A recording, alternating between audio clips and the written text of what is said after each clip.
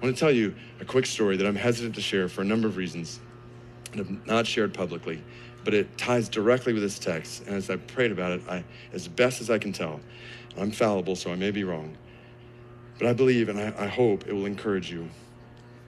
Without going into all the details, there was one point in some of the challenges we walked through in our church a few years ago that was particularly traumatizing, involving somebody coming at me physically with police coming after them, and thankfully was able to get out of that situation.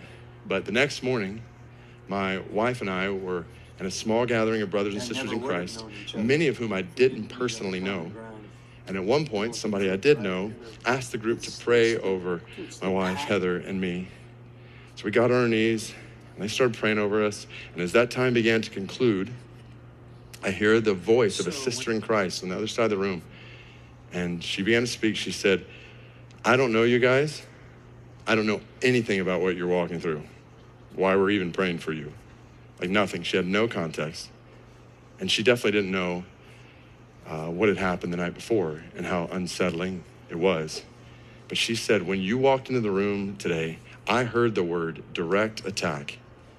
And I had a picture in my mind of something coming at you physically. And these were her words.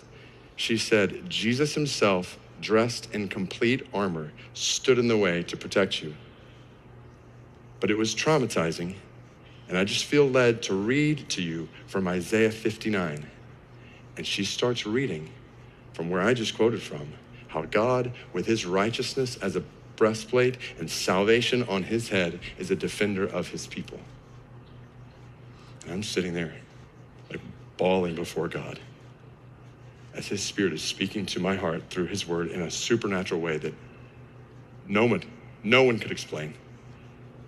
And then if that wasn't clear enough, a few weeks later, another sister in Christ visits our church, not knowing anything about me, anything that was going on in our church family.